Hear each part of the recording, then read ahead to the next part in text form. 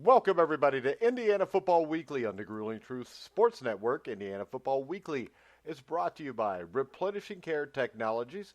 Make sure you go to the gruelingtruth.com webpage, click on the Replenishing Care banner at the top of the page. I am your host for the Indiana Football Weekly show, Mike Goodpaster. And right now, I'd like to welcome in my co-host, Indiana beat writer, Cole Hanna. How you doing, Cole? I'm doing pretty good, Mike. Doing pretty good. Can't complain. We came really close to making this a really fun week. Almost pulled out the win against Penn State, but I thought they played well, so I don't have a whole lot to complain about. So, what's the general feeling in Bloomington? Is everybody happy with this, or what? Yeah, I mean, obviously, I think there's a little bit of disappointment, and I think you kind of look at the game when they lose by 7 points, and you'd say, "Oh, you went on the road against a top 10 ranked team in the country, and you lose by 7." That's not bad at all. But I think there's just a general feeling of what if. I thought Indiana kind of made a couple classic Indiana football moments. I mean, you start out that game, you force a 3-and-out, and then right before you know it, you have a muff punt, and it gives the ball right back to Penn State. You know what my thought was at the moment that happened? Typical Indiana. Yeah. Yeah, I would be lying if I didn't have those exact same thoughts. I mean, and just seeing like one of those typical Indiana football mistakes, shoot yourselves in the foot, and before you know it, you'll be down, 2 to 3 possessions. But they were able to mostly hang in there tough. But there's just a handful of plays that the muff punt that we talked about, the botched punt formation fake. I guess apparently it was on a design fake. It was just a mistake by the long snapper, but that gave Penn State good field position, and they went on to score a touchdown shortly after that. So it wasn't a designed fake?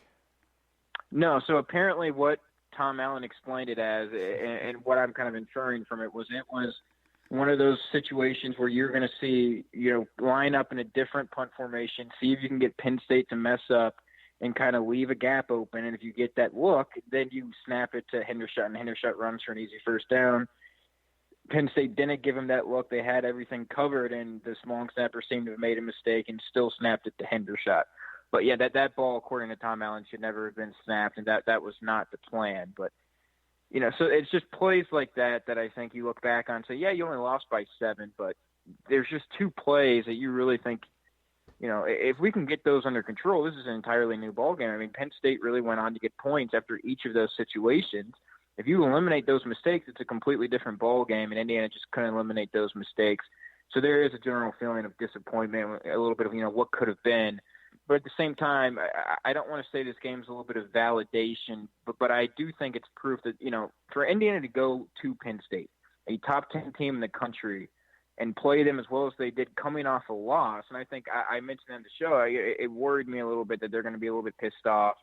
They're going to be upset. They're going to be, before that there's a feeling playing Ohio State the week after, maybe you can sneak up on them. But coming off the loss, I don't know how likely it was you're going to be able to sneak up on them. So to go after what Penn State's been going through and to go into Penn State and State College and play, and have a chance to win that game with 2 minutes left. And when you look at where Indiana football has been historically, I think you have to be somewhat satisfied. I'm not saying that this is, you're okay with losing, but I think you can see the strides the program is making. Because they lost. Because, again, they lose, but, I think you have to be a little bit realistic with the program. You can't just expect, hey, we're going to go beat top 10 teams in their home stadium, and like that should be the expectation. I think that's a little bit unfair for Tom Allen. I think it's a little bit unfair for his coach. That, the expectation for Indiana football should not be to beat top 10 teams at this point on the road. I think that's being a little bit, again, getting a little bit ahead of yourself there. I think you can see the strides the program's making. Do you want to win? Yes. You want to win every game you play. You don't play any game hoping let's get the moral victories, and Indiana football has been used to moral victories for years now. But at the same time, you're a 7-3 football team, and you just gave a top 10 team on their home field everything they can handle. So I don't know how you can look at that and say, we didn't win the football game, but, we played a top 10 team about as tough as you possibly can on the road. We feel like we can go in and hang with anybody, and we have a chance to beat anybody, at this point, no matter who we're playing.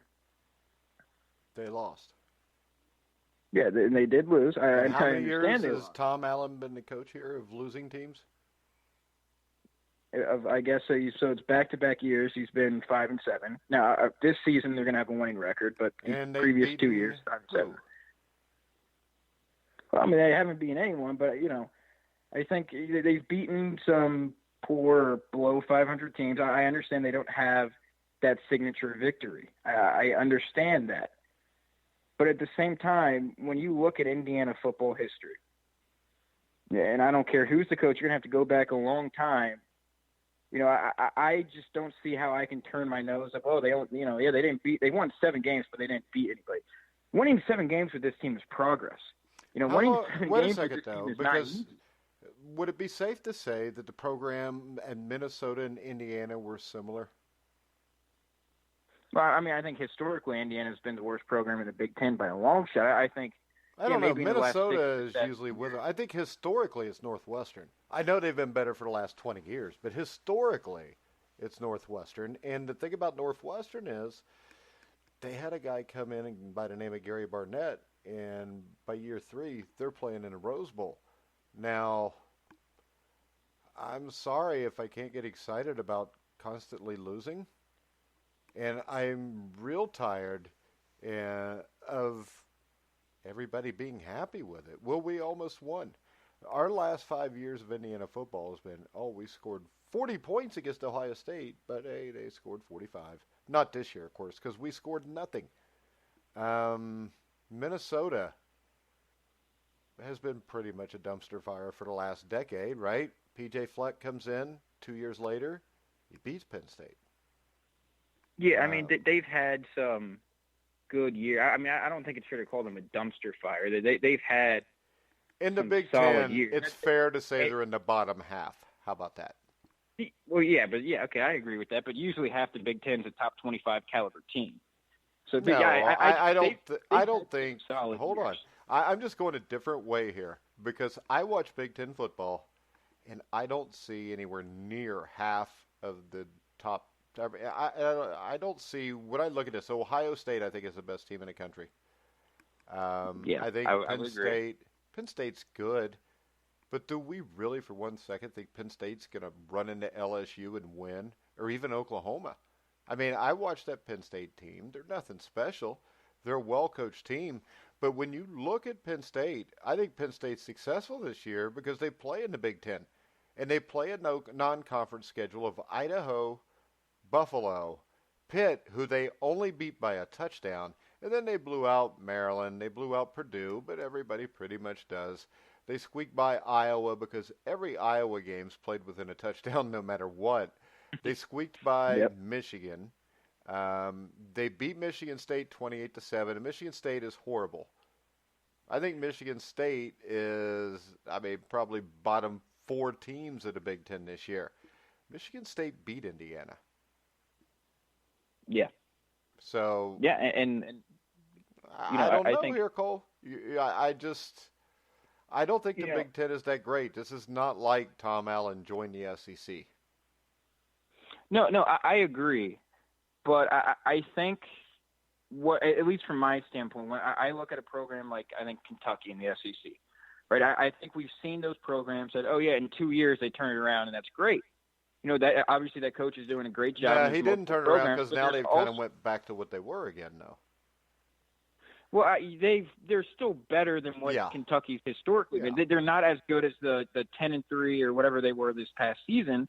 But I still think if you look at Kentucky, just because you're not ripping off 9 to 10-win seasons consistently there, I don't think that means the program is not moving in the right direction. You can't be optimistic about where the program is moving.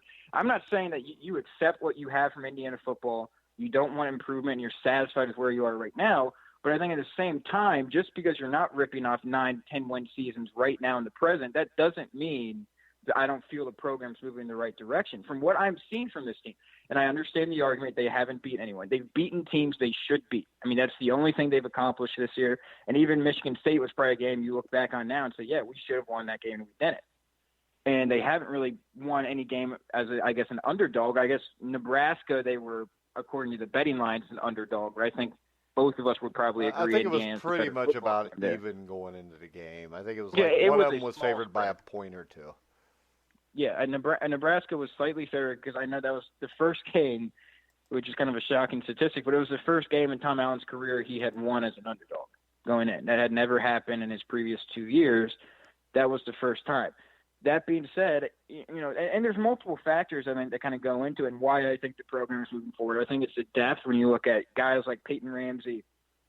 Your starting quarterback and Michael Penix goes down, and you slot in the backup, and seemingly you're not really missing much of a beat right now. You look at Whop Phillier, who goes down in the first half. That's your star receiver, and you get true freshman David Ellis, who steps in there and plays a really, really good game for a true freshman. You're kind of seeing, some of your big guys. Those are some of your two best offensive players, or at least up there, and you're plugging in guys, and you're not really missing a beat there. So I think that kind of speaks to the depth this program has. Indiana football's never had depth.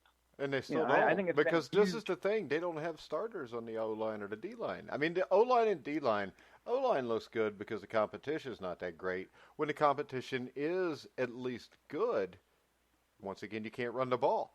And I think the problem here is when you name me their best players, how long do you have to go before you start naming offensive linemen or defensive linemen?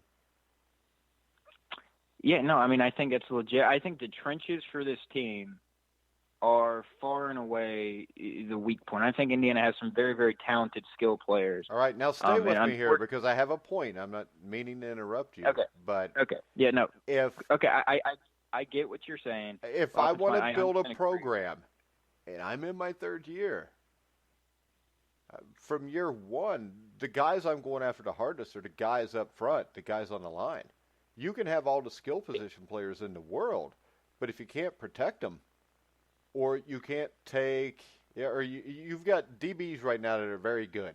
They got a freshman who I think is a stud, but you don't get to the quarterback that well, especially when you play a real Big Ten team, or you can get to the quarterback, but you're giving up 200 yards on the ground. So my thing is, to be able to be consistently good, you have to put more emphasis on the lines than what Tom Allen has put on it. I don't buy. If you look at Alabama back in the day, when Nick Saban took over, the first thing Nick Saban did is he went after every big-time offensive lineman he could find. If you remember, their first championships, they were winning with guys like, hell, I don't even remember the name. What was his name? Greg McElroy or something? A.J. McCarron. Yeah. These are all just guys. Yeah. But the thing is, the guys up front made those guys Heisman contenders. It made people take notice of the program. And then you add on the superstars a little while later, and you got a Jalen Hurts, you got Tua, and now you've got a complete program. But the worry here to me is it's like an NFL team where the head coach takes over. Cincinnati Bengals are a perfect example. And they've got all these skill position players that started a year before they start getting hurt. But that guy is so interested in putting on a show with his fancy offense that he forgets you got to protect him. Yeah, no, I mean, I agree with you that the trenches are the weak point in this team. Now, I think there's been kind of two separate aspects of the offensive line that I would look at. I think pass blocking, they've been significantly better than they have been in run blocking. I think, for the most part, they've done a very good job of protecting the quarterback. Now, but once again, if you want to win in the Big Ten, you have to be able to run the ball. No, I agree. I agree you have to be able to run the ball. Indiana's also won 4 games in the Big. This isn't like a team that can't win in the Big Ten right now. That they've beat, several teams in the. This isn't going to be a losing record Big Ten team. I think we got to at least give them some credit. They are winning games in the Big Ten. I agree. They haven't beaten the upper echelon of the Big Ten, and they need to do that. And and I think part of it is just Penn State's a very, very good run-stopping team. I think prior to the Indiana game, if you look at Pro Football Focus, they had them graded as the best run-stopping team in the Big Ten, even above Ohio State. After the Indiana game, they've kind of fallen down a little bit. And now who rated that? Pro Football Focus? Yeah. Because I don't think they have a clue what they're doing there anyways. Because Ohio State is the best defense in the country. They're the best run-stopping defense in the country. And they're the best, stopping the pass team in the country, if that's a word. So anybody that thinks that Penn State's, we'll see what happens when Ohio State plays Penn State this week. And my guess is you're going to see about 45-10. And then we'll see how good that run defense is playing Ohio State, because the run defense looks good right now, because how many really good teams have they played that can run the ball? Yeah, I mean, probably. There's Michigan nothing would here. Be the only one that can. Yeah, Michigan a little bit, Iowa a little bit. That's it. Minnesota, when they played Minnesota torched them through the air, and let's check out the run stats. Yeah, the run stats weren't great, but they still ran for 125 yards. And their quarterback threw for 339. I still don't buy that Penn State is that good this year. I just don't. And I never bought Michigan State was that good, and IU lost to Michigan State. And the thing that bothered me is after that game, all Indiana fans were excited because, hey, we almost beat Michigan State. And anytime somebody's happy and the first thing that comes out of their mouths, the first two words are "we almost," you lose me. Yeah, no, I get what you're saying. I think it needs to be said in the Minnesota game. It didn't run for 120 yards, but just 3.0 essentially yards per carry in that game. That's not the most efficient. Anyone can run for 100 yards. I think yeah, it but really the thing matters. is this: ran for 100 yards, but how many times did you have to run it? But how many times they ran it was like almost 40 times. And the ability to do that is why when you look up at the top of the stat sheet, Tanner Morgan's 18 for 20 for 339 and 3 touchdowns. Now, if you stop that run game altogether, Tanner Morgan's not that successful. And I'm not saying Minnesota gouged them, but if you watch the game, when they had 3rd and 2, they were capable of running the ball and getting the first down. Yeah. Well, I mean, I think really if you want to look at the Minnesota game, the Minnesota-Penn State loss, that was a loss for Penn State. I think in a lot of ways it was a similar performance by both teams. I think really defensively it was arguably a little bit better for Indiana because I believe Penn State gashed them for like 520 yards. I mean, if you look at the stats for this Indiana-Penn State game, Indiana outgained them on offense 462 to 371. I forget the website of the game. All right, how about this? Some website. This is the thing. Go ahead. It goes back to coaching. All the huge mistakes in this game were made by Indiana Hoosiers. The big turnovers were made by the Indiana Hoosiers. Yep. I mean, that's coaching. When you're making stupid mistakes, I mean, whatever the hell his name is, Philyor. Get the hell away from the ball. I mean, I don't care. It didn't look like to me that he touched the ball.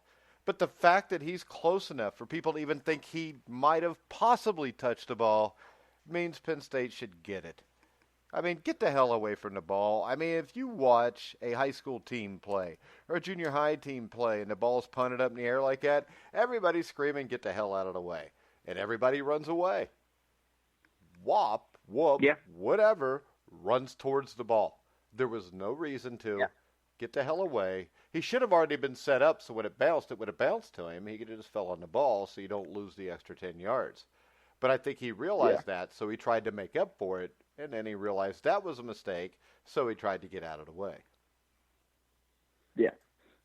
No, I completely – I mean, anytime you have turnovers like that, and technically the Indiana finished with 2 official turnovers, but when you factor in that punt – that was and ended up with the fake punt that ended up with a turnover and downs. It really becomes 3 Indiana turnovers to 1 Penn State turnover, and I think, that's the story of the game because 2 of those ended up. Actually, I believe all 3 ended up turnovers on the Indiana side of the field. So you're giving Penn State great field position, and I agree. I mean, it's part of that's coaching. That's WAP's got to know better than that, but at the same time, anytime you're making these key mistakes in key situations. And that's part of being coaching, having your team ready to play and focus, especially in any time, someone messes up a play call or clearly didn't know what they were doing when it comes to a play call, like in that fake punt, that's a reflection on coaching. And I completely get that. The thing is this, and if it happens every once in a while, I can understand that they're young kids, they screwed up, but when it constantly happens, and it happens, if you go back and look at the Indiana-Ohio State game from a couple years ago, IU makes a mistake early in the 4th quarter, you lose the game. It just seems like when the mistake is made, it's made by IU. Now, the one thing they can do is now when they play a 500 team or below, they make that team make the mistake. But we're in year 3. I see the same mistakes, and I don't see any wins. I mean, at some point, you have to win that game. And as an IU fan, you can't just be satisfied with we almost won. Yeah, no, I mean, I get what you're saying. I just approach it from a different standpoint of, look, I think there's a difference between being satisfied and not wanting anything else and feeling, I guess maybe not satisfaction, but a feeling of validation that, you are having this program on the right track. I don't think any Indiana fan should look at what this team is right now and say, I'm fine with this forever. We don't ever need to improve from this. Where we are right now, that's fine. Let's just stay where we are right now. You want the team to get better. I think there's some games like Penn State, games like Michigan State this season, 2 of their 3 losses, where you look back on, you say, we should have won that game. And I think there's situations in there you can look at coaching, and I think in both of those games. And so, I think Tom Allen himself needs to be better. And I understand questioning some of those decisions he's made or, how prepared and focused the team is. But at the same time, you have a program that has been one of the most losingest programs in college football history. I mean, it is one of the worst Division I football teams. If you just look at winning percentage, we have in all of college football. And I think as much as you want this quick turnaround, and you can point, this program did it, this program did it, this program did it, there's a bunch of programs that take 3 to 4 years too. And not everything's a quick turnaround, even if a lot of programs can do a quick turnaround. That doesn't mean every situation is, okay, 2-3 years, you're ready to go. Or ready to go win 9 games or 10 games and beat top 10 teams. I think Indiana needs a marquee victory. I think they have the chance to get a marquee victory, not only against Penn State this past week, but I think against Michigan. I think they have another great opportunity. I think that's a winnable game. And if you lose that game, I understand that, you're going to finish the season probably 8-4, depending on the Purdue game, and having no quality wins. And yes, that might not be the most satisfactory feeling, but you still won 8 games in Indiana. I think, you won back-to-back road games in the Big Ten for the first time since who knows when. That'd be your first winning season in the Big Ten since who knows when. Even whatever coach we've seemed to have over the last 30, 25 years, doesn't matter, even going farther than that, this has not been a regular thing. It's been tough for anyone to do. So I understand this feeling of, this can be better, it should be better, and we're still making key mistakes that we should not be making. I get that. But at the same time, I still feel when I watch this game, this looks like a better Indiana football team than I've seen in my lifetime. I'm older than you, and it's not the best team I've seen. So. Well, that's fair. But I still think at the same, in that same argument, so you're going back probably 30 years ago until you define a team that's better than this? Late 80s to mid-90s under Bill Mallory, and Bill Mallory won here, and he won here when the Big Ten was tougher than what it is now. Yeah, no, I think that's fair, but I guess my argument is just that you're having to go back, 25, 30 years to find an Indiana football team that's better than this one. But how about this? I don't think Indiana hasn't had a good football coach. Other than Terry Hebner, who got sick, unfortunately, and never really got to finish what he was doing here. Because I think Terry Hebner, this program would be a top 25 program right now if Terry Hebner wouldn't have passed away, gotten sick. But I think that they've hired the wrong guy constantly at Indiana. And I think that's why the program is bad. It's obviously not for lack of, funding or lack of facilities, even though it is kind of an administration issue where you're not willing to pay coaches and, spend the money on your football team that you're spending on the basketball team. Yeah. Well, I think you brought up the facilities. I definitely think that's been – I think at this point in time, the facilities argument doesn't hold true, but I think that's partly due to I think there's been a lot of recent investment in Indiana's football facilities, really in the past, 6 to 7, 8 years. When you look at the 2 end zone projects, the new locker room, the new weight room, all of that, there's been a ton of money influx into that program that I think Indiana's done a better job of putting their money where their mouth is when it comes to wanting to build a legitimate football team. But I think if you really go back 10, 15 years and you kind of look at Indiana and their facilities and look at some of the top end Big Ten teams, I think it was night and day. It wasn't even close. I think Indiana's kind of closed that gap, and I don't think that's really an excuse anymore. And I agree. There's been a lot of poor coaching hires, and you look at Bill Lynch and Kevin Wilson. Obviously, didn't work out when he got brought in for I guess a multitude of reasons, both on the field and off the field. But I thought he was a same pretty good time, coach, though. He just wasn't. He's an offensive genius. I'll give him that. I mean, yeah, every time Indiana plays Ohio State, I think Indiana kind of gets a taste of that offensive genius he has. From what I hear, though, the football part really wasn't much of a problem. So. Yeah, no. So that's why I didn't. That's why I said there's a little bit of off the field stuff that I think that accompanied him.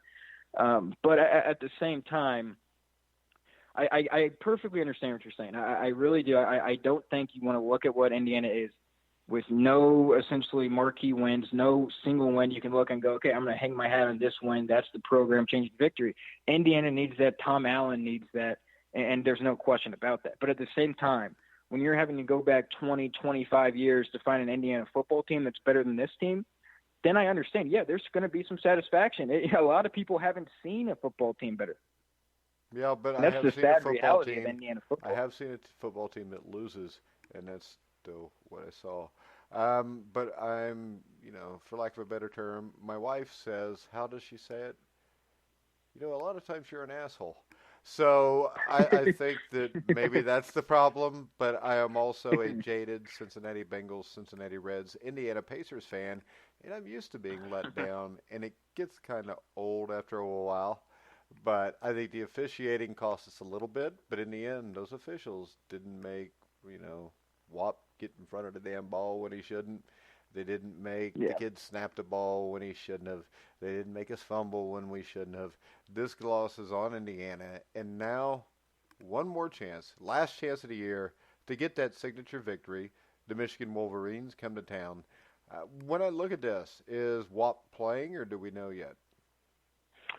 They have not said.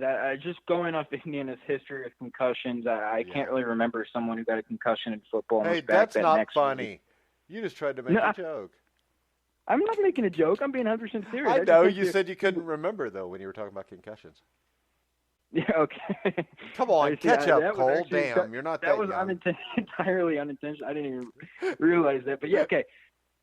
That was a pretty good one. I'm just going to take credit for that. Thank you. I'll just pretend that's what I was going to do the entire time. Yeah, act like you meant to say it, and then you'll be the funny one instead of me. Exactly. But, yeah, Indiana, I think – I guess I haven't compared it to many other programs to see how it is, but they seem to be pretty cautious with concussions. And that looked like a pretty bad one. I mean, he looked like he was pretty out of it. So I would be. I don't think there's any way he should play this week. I don't care what a doctor says. I would be shocked if he played. Tom Allen said he doesn't know officially.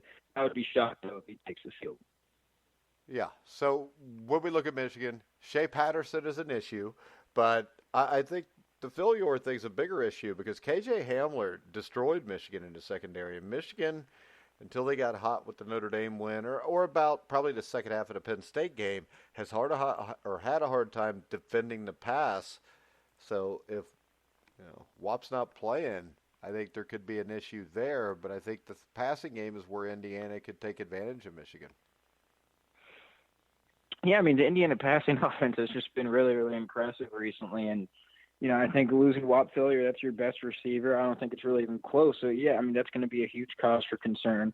I think when you go back to that Penn State game, you look at the guy that replaced him in David Ellis. That's a true freshman. He really doesn't have a ton of offensive experience. He's played in essentially every game, but he's only played a handful of snaps in each game. He's really kind of been a special teams kind of player. But he did step up and played really, really well against Penn State. 7 catches for 85 yards. For him in replacement of Wap Philyor. So, and I think you have, even without Wap, I still think Indiana has some talented receivers. Ty Fogle had probably the best game he's had since he's been at Indiana. Against Penn State, he goes 5 catches for 131 yards and a touchdown.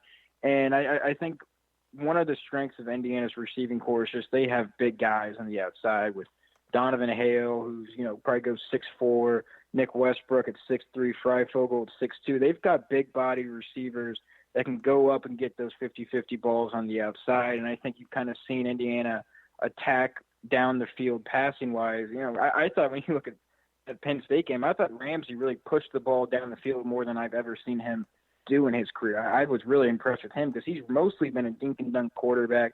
He really doesn't take too many unnecessary risks, doesn't like to push the ball down the field. But against Penn State, he was really trying to push the ball down the field, and I think you have to with your big-bodied wide receivers. And I don't have the confidence that this team's going to really be able to run the ball that effectively on Michigan. So I think if you're going to look at this Michigan defense, your best bet to take advantage of them is on the passing game, and hooking up with those big-bodied receivers down the field. I think that's your best opportunity to really kind of rack up some yards and some points in this very, very good Michigan defense. All right. So if you're Indiana, how do you deal with the Michigan offense? Because we know Patterson's played really well lately throwing the ball. What do you think is the key for IU to have a chance to slow down Michigan enough to win the game? Yeah, well, I mean, I think when you look in recent weeks, really, you look against Maryland, against Notre Dame, what Michigan has really done is relied heavily on that run game. I mean, against Notre Dame, they ran the ball 57 times for 303 yards, which is just a mind-boggling amount of yards and attempts. I mean, they were really pounding the ground game. And granted, that was a really like a rainstorm. Like, it was almost a monsoon kind of over there, so that kind of made it an odd game. But then against Maryland, they did the same thing, ran the ball 34 times, 160 yards, 3 touchdowns on the ground. They've really been pounding that run game. But then against Michigan State, I think they showed you the talent of Shea Patterson as well. They kind of reversed the trend there and went heavy on the pass game. 33 times Patterson, threw for 385 yards and 4 touchdowns in that game. To me, though, I still think Shea Patterson has mostly kind of let the ground game be the key focus for Michigan, and that's kind of been their go-to thing on offense is pound the run game. And I think when you look at Indiana's defense, if you're Michigan, you're probably saying, let's pound that run game. Penn State did it against them, and they had a ton of success. So I think that's what Michigan's going to come out and try to do. I think that's probably the biggest key for this Indiana defense is they've got to find a way to be tougher up front defensively. They can't let Michigan dictate the flow of this game. They can't let Michigan pound it down their throats all day and start to just wear out that Indiana defense as the game goes along. I think that's kind of been a huge issue with Indiana historically the last 2 to 3 years is they've played some really good teams tough, but they can't control the flow of the game. And by the time that second half and fourth quarter starts rolling around, Indiana was just kind of gas. And defensively, they've been on the field a long time, and they just haven't found ways to get off the field. I think they've been better at getting off the field in third down situations. And I think you're going to see that tested against Michigan. They're going to come in and they're going to try to pound the ball down Indiana's throat. That's been the weakness of Indiana. We talked about it earlier. The trenches are Indiana's weakness. So if I'm Indiana, you've got to find a way to limit that Michigan ground game. If you can do that, make Shea Patterson do what he did last week. Make him beat you. He hasn't had to do that very often in his career. I mean, he has numerous games where he's really only thrown the ball 15 to 20 times. So try to make him beat you with his arm. Make him be the guy that has to go win the game for Michigan. I think that's their best bet. Yeah, and unfortunately, the way Shea Patterson's been throwing the ball, he may be able to do that. Yeah. So yeah. No, I mean, like I said, he's coming off probably the best game of his career at Michigan against Michigan State this past week. And I mean, he was outstanding against them. So, he's definitely going to be confident. Though I did see that interview and with him following the Michigan State game. I don't know. I just thought it was interesting where they kind of asked him about, obviously his career day and kind of asked him about the Ohio State game and said, we know we have a game against Indiana coming up, but, and I'm kind of paraphrasing, but said that, they're looking at that Ohio State game at the end of the year. So, yeah, they have to be. Their whole season is predicated on that. Exactly. So I thought that's an interesting quote because, Michigan's going to have one eye on that Ohio State game. So, can you sneak up on Michigan? I don't know. I mean, they're going to be, that Ohio State game is going to be in the back of their mind. And I think if you're Indiana, you're solely focused on this Michigan game coming up. So I don't know if that's going to be a factor, but I think it very well could be. How about this? They are due to beat Ohio State, wouldn't you think? Yeah. I mean, it's been a long time. The way this would work for them, if I'm thinking this out right, as a Bengals, Pacers, Reds, IU fan, would be that if this is the year they're going to beat them because they're due, it's probably also the year they lose to Indiana to make it a little less important when they actually get it done.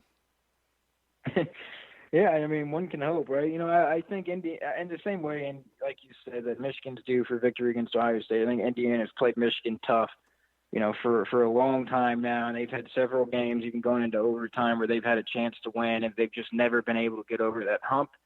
I think Indiana's has a chance to win this week. I don't think there's any doubt Indiana has a chance to win this weekend. They're at home. I think Indiana should be a confident football team. And, I think the loss of Penix hurts, but Peyton Ramsey has played absolutely outstanding, and that Indiana passing game looked really, really good against a Penn State defense that was statistically very good. Now you're playing another statistically very good Michigan defense, but, I think if you're Indiana and you look at what they've done the past few years, I think Ramsey has struggled against them really in the past couple of years. He's been a quarterback, but I do think they have a new quarterback system, and I think DeBoer's been a hell of a hire by Tom Allen. You want to talk about probably the best move Tom Allen has made as Indiana head coach is hiring Kalen DeBoer to be Indiana's new offensive coordinator. That's been a home run hire. So, it'll be very interesting to see how Peyton Ramsey does against this Michigan defense with a new offensive system that's really been very, very impressive through Big Ten play. All right, Cole. So here we go. You picking them to win or not? Yeah, I think Indiana will win this week. I'll go Indiana wins 24-21 over Michigan. I think this is the year they get it done. I think they played them tough. I think this is the year they finally seal the deal and get that program-changing victory Tom Allen's been looking for. You know the old thing, fool me once, shame on you. I mean, I picked Indiana last week. They should have won the game. I don't know. When I look at this game, I think it's a bad matchup. I think Michigan may be looking ahead. How the hell with it? I'll go Indiana 17, Michigan 31. Yeah. I mean, seriously, I don't think, you know me, I think the team that's best up front wins almost every game ever played in the history of football. And I just think Michigan's better up front. I think you're going to be able to run the ball. And I think what that causes is Indiana just with one or two turnovers, and they could, be done. I mean, because a couple turnovers against a team that can control the ball. And we watched Penn State drive what? It seemed like the last 3.5 quarters on that last drive. Yeah. So. No, I think that's going to be – I think you hit the nail on the head there. I think that's going to be the main thing for Indiana is they can't have those dumb mistakes they had against Penn State. They've been able to hang around, but at the end of the day, they haven't been able to really get over that hump against Penn State, and that's partly because they were the team making the dumb mistakes. So, if they can win the turnover battle in this game, I think that would be huge. If they lose a turnover battle by, a 3-1 margin, essentially like it was against Penn State, I don't think their chances are very good in that situation. Yeah. I hope I'm wrong. I was wrong last week when I was hoping to be right, so I don't know. We'll see what happens. All right. You want to tell everybody where they can find you? Yeah, you can find me at ColeHanna5 on Twitter. That's so simple. But exactly. Yeah, I like to be. I'm a simple guy. I like to keep it nice and short. Got to write a song about that. Maybe change it to Simple Man. All right.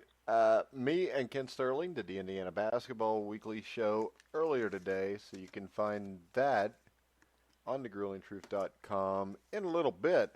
We also had a special, if you're a Hoosier, you got to love the movie Hoosiers, and we had we had 5 or 6 of the guys that, Kent had them on and interviewed them a couple years ago, and we ran the interview today with the guys that were the Hickory Huskers in the movie Hoosiers.